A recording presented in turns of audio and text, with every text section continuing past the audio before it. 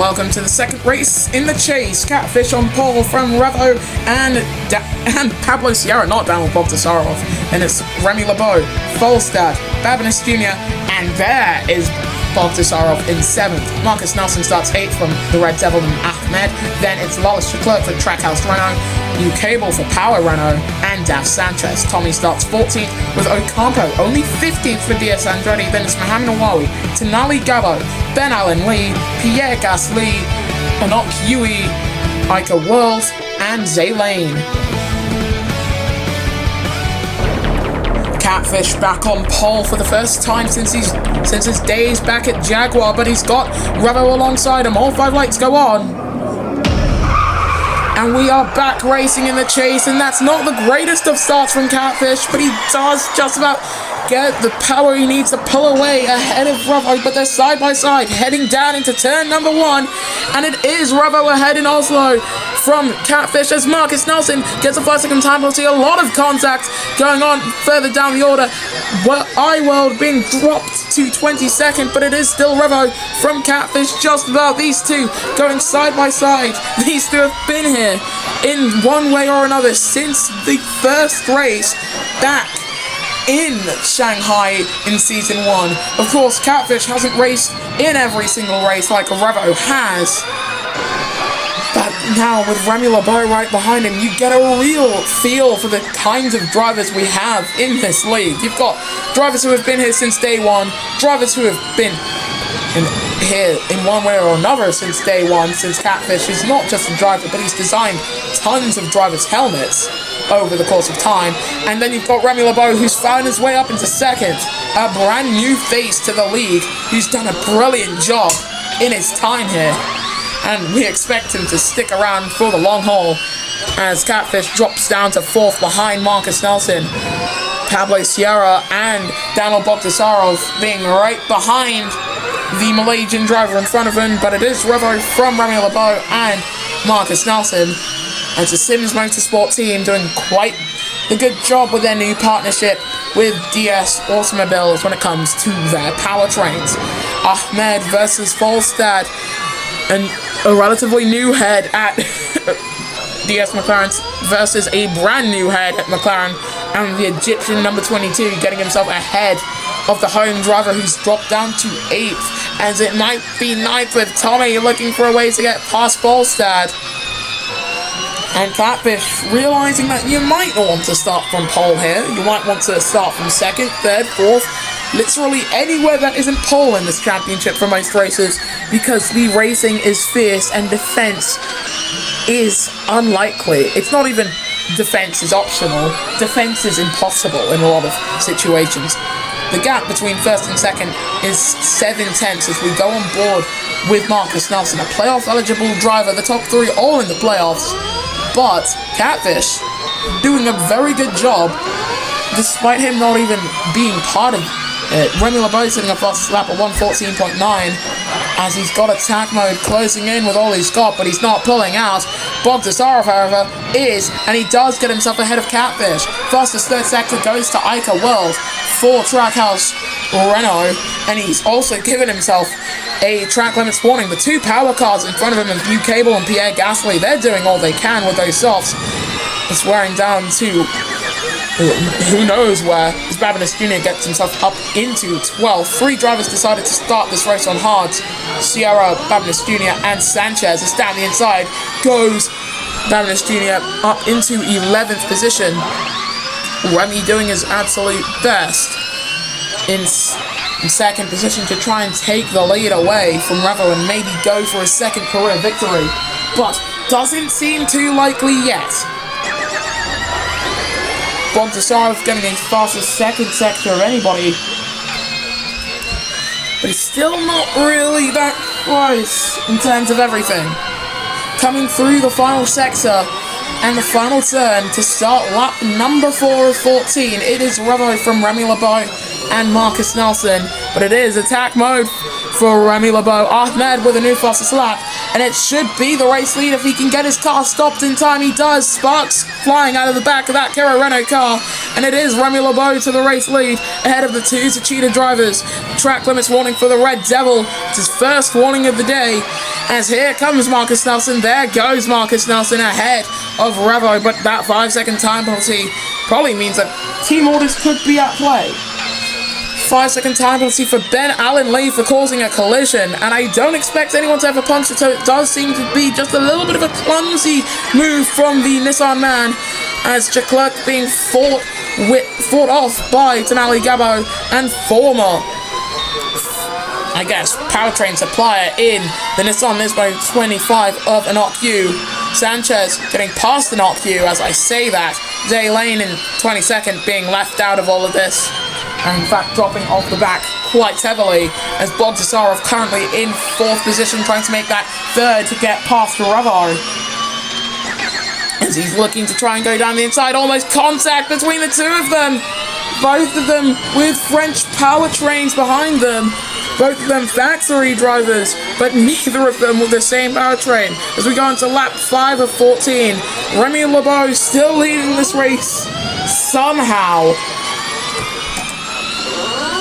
But still, it's absolutely amazing what these drivers are doing in terms of how close the fighting is. And not Q getting a track limits warning, that's his first of the day. Further back in 20th. With 9 to go, and Nelson, all of these drivers still out there on their softs. It's quite amazing what Michelin has been able to do when it comes to the tyre side of things. Much better than prior supplier in Tyre Wolf, who have been supplying us since Season 1 until the end of Season 20. Down the inside goes Marcus Nelson to take the lead in Oslo, but it isn't that much of a race lead when you consider that 5-second time penalty of his. He does need to open up that gap, and he's not really doing a good job of it, because he's got Remy LeBeau in his mirrors, and in fact right beside him at some point, but he's now filling up that mirror with some fluorescent yellow going down the inside, and looked as if he was going to try and come in. Some drivers are coming in. That is Bogdasarov and Marcus Nelson both into the pits. Bogdasarov not too happy with his qualifying performance today. He's made up a lot of positions in the race, as UK Ball and Maham Nawawi also all into the pits. Alongside them, I think someone else might have come in, but that's an unsafe release from Renault. Not the best release from the pits we've seen today, but we also have seen worse. We go on board with Catfish in the number 2 car.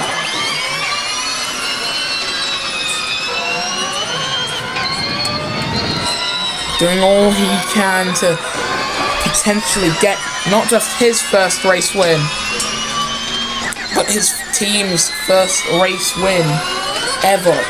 Sims Motorsport joined the ERL in Season 18, taking over, I believe,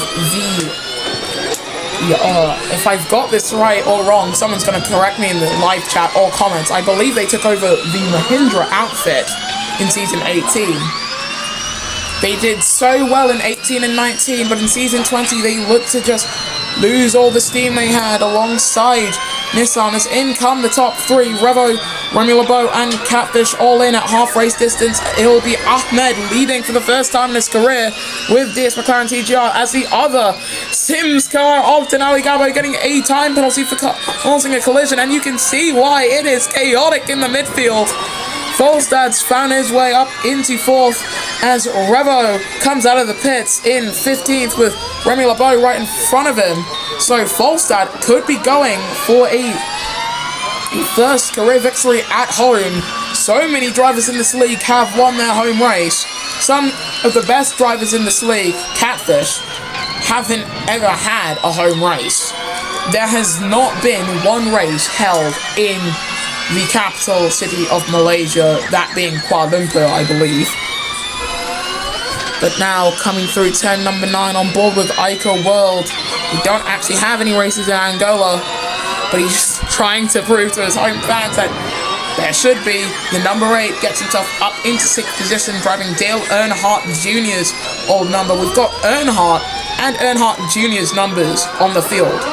The 8 and the 3, and if David Camino were to come back, we'd have the other number that Earnhardt Jr. is known for, which he actually drove for longer. As into the pits comes Ahmed and the Red Devil, so Falstad, with 6 laps left to run, leads at home ahead of Pablo Sierra. This should be a one-stop race. It's down the inside, storming down the inside goes the Spaniard who won this race back in season 19.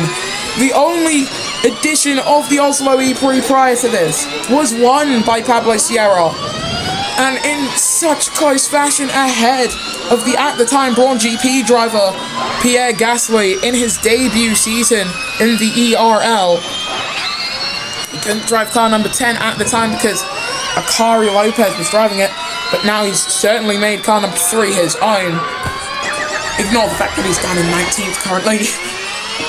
But now, Falstad doing his best to try and close in. He's got attack mode, but it's not that much closer. His medium's definitely being the weakest link, the straw that breaks the proverbial camel's back, but instead of a camel, in this instance, it's a home race win, and I expect the top 5 to all come into the pits, maybe even it'll be the top 6 who are yet to stop, so it should be Bogdasarov leading from Nelson and Catfish. He's gone himself up into a net P3 currently. In comes Falstad, but Sierra's staying out. Babinas Jr. stays out. As Chiclet comes in, and Sanchez stays out. Alan Lee comes in. This should be a one-stopper with 5 to go.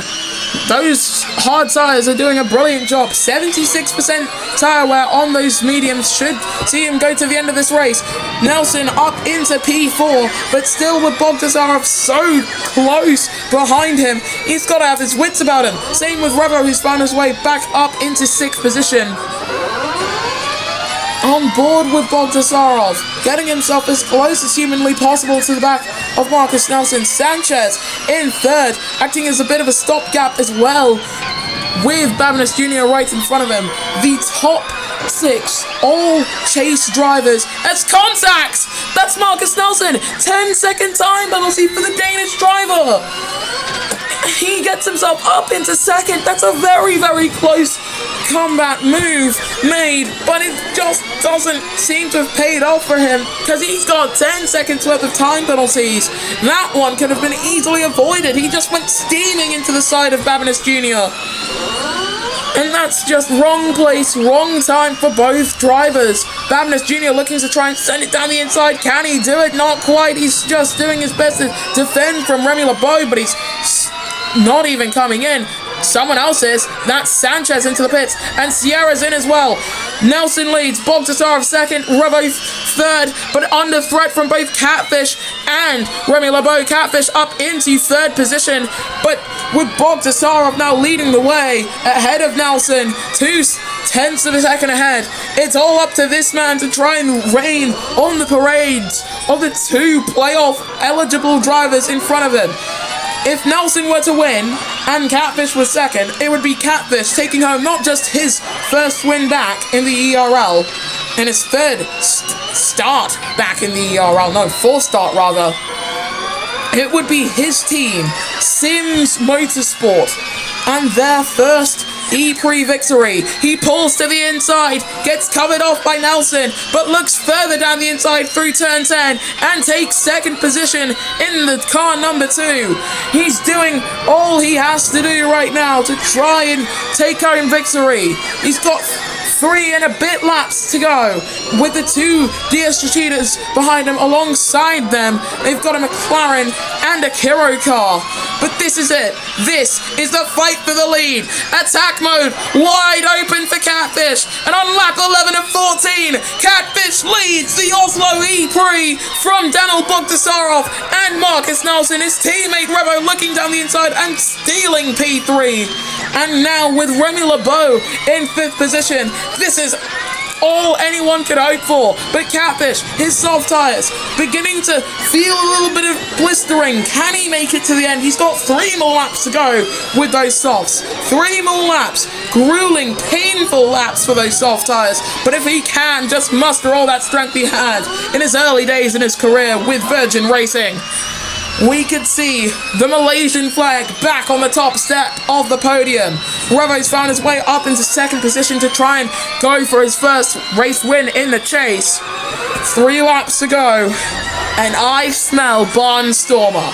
I'm going to predict this right now. I have no clue what happens after this. I think we all want to see another Oslo Barnstormer. Another race that goes down to the wire and ends in a gap no larger than 1/10 of a second. But Catfish is pitted! Revo's leading! It's a second stop for Catfish! With 2 laps to go! He could have made it to the end! Remy LeBeau's looking to the inside of Daniel Bogdasarov. I cannot believe what I've just seen and heard! Catfish has come in! He's not even come out. He's not even going to come out in the top 10. He's come out in 17th, 18th, maybe even 19th or 20th. It's 20th for Catfish, who's come into the pits at the end of lap 11 to have Revo lead from Remy LeBeau and Ahmed, who's going for his first career podium in his second race in the ERL Formula E Series. But I am so confused on why Sims decided to make that decision. Bogdasarov is now looking to try and get past, or rather, keep himself ahead of Marcus Nelson, but we've still got this fight for the lead between Remy LeBeau, Ahmed, and race leader Revo in the number 7. And 7 also describing the gap between first and third, 7/10 of a second. And the top 10 separated by 7 seconds. As down the inside goes Ahmed, a very good move from the rookie driver, the only rookie on the grid for this season. We've seen drivers return as we're on to the penultimate lap of this race. And for Catfish right now, if he's to score any points for the team, he's got to bring back some of that earlier performance that we've seen before. His teammate Tanali Gabo's come into the pits. So is this a problem with Sims on their own? Ahmed has taken the lead of the Oslo E Prix ahead of Revo. Pierre Gasly's been given a track limits warning, but Ahmed leads from Revo and Remy LeBeau. So interesting how this race is progressing, as Gabo's going to re-emerge in this race in last position behind Zay Lane, who's acting a bit like a FW46, if you know what I mean. Permanent back marker. Field filler, other words that you could put in that just mean no points for you, my friend. But Revo, he's 8/10 of a second back on Ahmed. A further 6/10 back, you'll find Remy LeBeau, and a further 2 seconds back, you will find Marcus Nelson. We could see one of the great finishes in the ERL today, and it could have a brand new race winner in only the second race of his career. The only man who's done that before, Sebastian Ocampo, he went on to win the championship in the following season. We're on to the final lap in Oslo. It's Ahmed from Revo and Remy LeBeau. Marcus Nelson currently in 4th ahead of Daniel Bogdasarov. Home driver falls down up into 5th position, but gets a track limits warning for making that overtake. He's on the back of Marcus Nelson. These guys all stopped once, but the 2 Sims Motorsport drivers, they decided to go for a 2-stopper, and it just hasn't seemed to work out for either of them. 5/10 of a second, that is the gap. Pablo Sierra setting a fastest first sector of anyone in 8th place. 6/10, 5/10. We are going to see a Barnstormer here. 7/10 as they come through turn number 9. And on to the back stretch. The third of the 4 straights that we have on this track.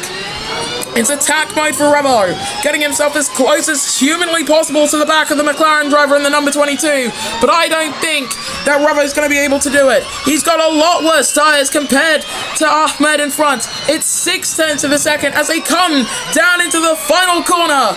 It's a brand new race winner in the ERL Formula E Series, and it's going to happen in the chase. Ahmed comes across the line and will become the first race winner for Egypt. Ahmed takes Oslo ahead of Revo and Remy LeBeau. Sierra up into 7th with the fastest lap and one of the closest finishes we've seen so far. 0.02 of a second separating 7th and 8th there. And at the line, the 2 Trackhouse drivers also taking a formation finish. Catfish taking the fastest lap of the E-Prix as a sort of constellation prize. But that could have been so much more for the number 2 driver. as Tenali Gaba takes the fastest lap from him. This is the podium then. We thought we might see the Malaysian flag on the top step today, but instead it's a brand new flag. Red, white, and black with gold in the center. Egypt has a race winner, and it's Ahmed to give it to them. From Revo and Remy Lebeau. Then it's Daniel Bogdasarov, Pablo Sierra, the Red Devil, Sebastian Ocampo, Tommy and U-Cable, the top 10. Outside of that, you've got the two Trackhouse running drivers of Ica World and Lawless Leclerc. Then it's Pierre Gasly, Catfish, Marcus Nelson with that 10-second time penalty dropping outside of the points. Then it's Daf Sanchez, Babnis Jr., Enoch Q, Mohamed Awawi, Ben Allen Lee, Tenali Gaba, and Zay Lane in the driver's standings. When it comes to the full points, Ahmed leads from Ocampo and Catfish, but when it comes to the actual points that we are paying attention to, the playoffs, Ocampo leads from Revo and Remy Lebeau. Then it is Babinus Jr., Sierra, Falstaff, U-Cable, not Babinus Jr., Daniel Bogdasarov, and Tommy, with Daf Sanchez and Marcus Nelson yet to score any points. So we're winding down then.